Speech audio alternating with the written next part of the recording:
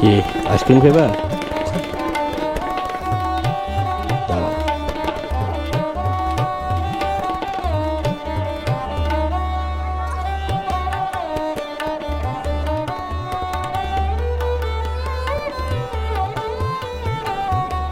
নাও।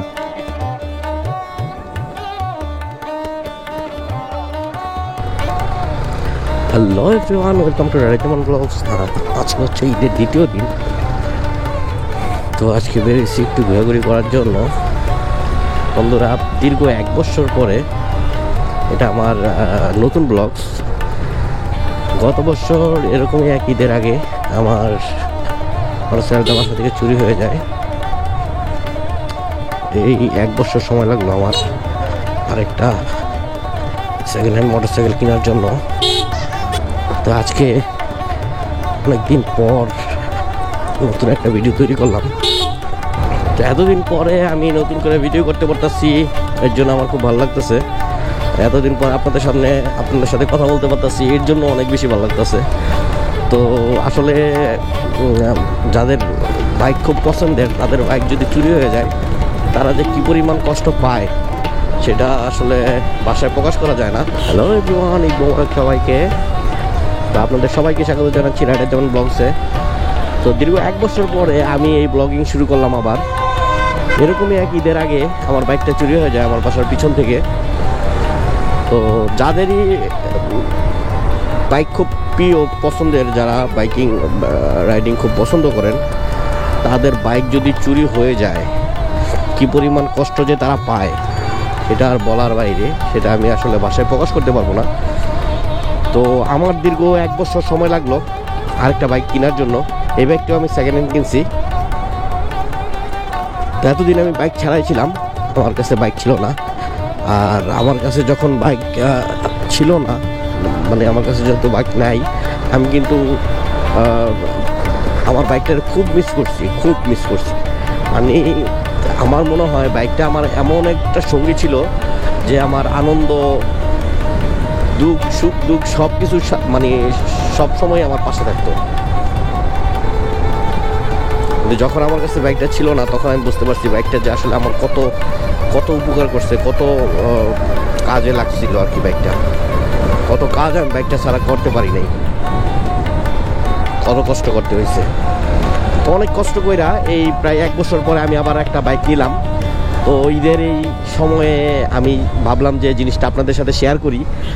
আনন্দটা আমার, মানে এখন যে আমার ফিল আনন্দ, এটা আসলে ভাষা প্রকাশ করা যায় না। আমি আসলে বলতে পারবো না যে আসলে আমার এখন মানে কেমন লাগতেছে।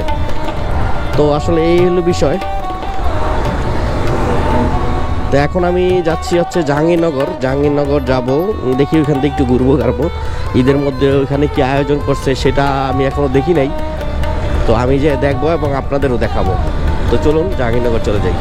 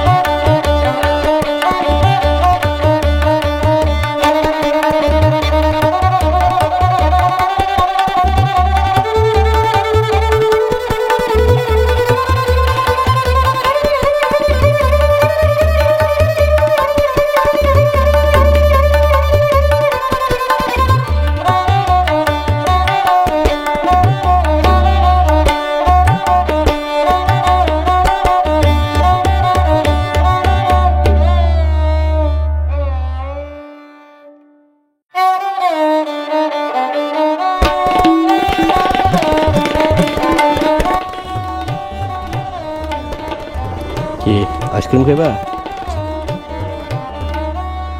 দাঁড়া।